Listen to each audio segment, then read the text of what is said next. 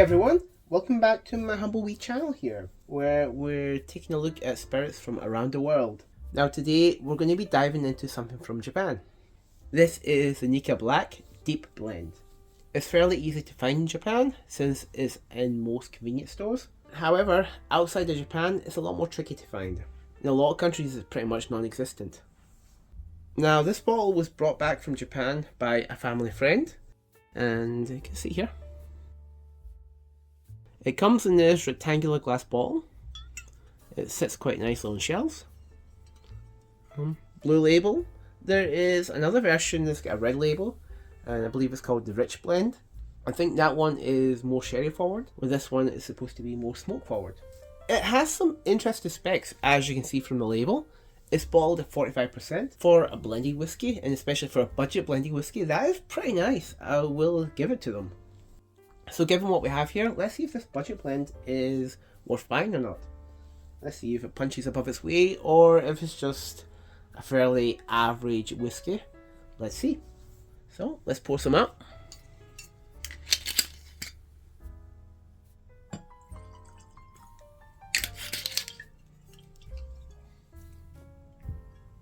Now in the glass, it's got a nice golden colour to it.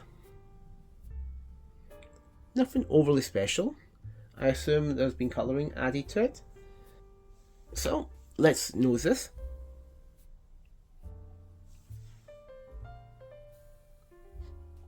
Alright, on the nose, it's quite creamy actually. It's got this little whiff of smoke to it as well, which is interesting. Like cream and smoke mixed together. Go back again. Yeah, going back again. The smoke's sort of building up now. Yeah, the more I sniff it, the smokier it gets, which is quite nice and quite surprising for a cheap blend. Yeah, behind the smoke, I mean a little bit of sort of cereal notes. Grainy, malty. I say a little bit of fruit too. Green apple. Even some vanilla. That's sort of connected to the cream note I got earlier. Yeah, it's pretty pleasant. Alright, let's taste it now. Oh yeah, it's interesting. On the palate it's quite sweet. It's like breakfast cereal, frosted flakes. You know, like corn that's coated in sugar. That's quite interesting. Then, behind that, there's a little bit of spice to it. I see black pepper, a bit of cinnamon, and even some, I would say, cherries. That's quite nice. Get a little bit of malt too in there as well.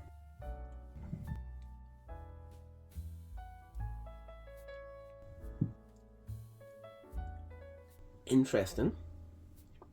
It's a bit salty actually. I don't know if that's coming from Yoichi or Ben Nevis, because there should be Yoichi in this and there should be Ben Nevis in this. That's what's interesting. It's definitely coming from something that's been peated, that's for sure. It's that same salty note that you'll get on some coastal peaty whiskies. There's a sort of like ashy note as well that follows up in the salt. It's like minerally, ashy.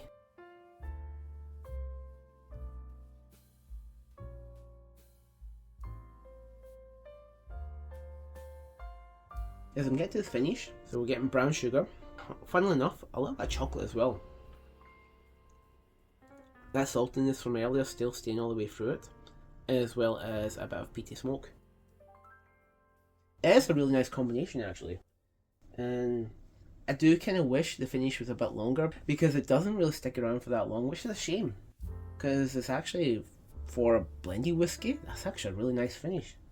I'm not going to lie. Now, I think this would actually be pretty good, like in a highball with some barbecue chicken wings or something. It is quite nice actually, overall. What I would say basically about this whiskey is, for a blended whiskey, it is pretty good. I wouldn't say this is going to blow your mind. However, for what it is really good. I think it's pretty well balanced overall. There's a touch of sweetness, a fairly gentle smoke. Smoke is there throughout it. It kind of like dies down a little bit in the palate as it becomes more salty, but then it does pick up again in the finish. As I said, the finish isn't very long.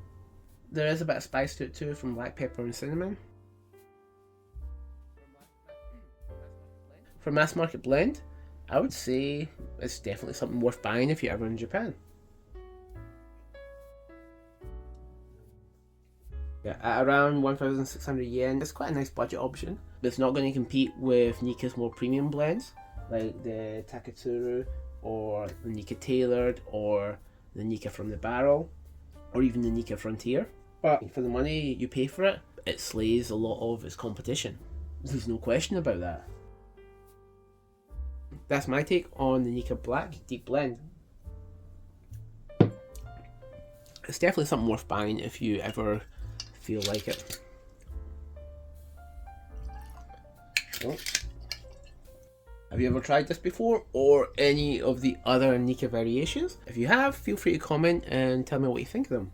So thanks for watching, have a great one everyone. As always, take care of yourself and Sanchiva.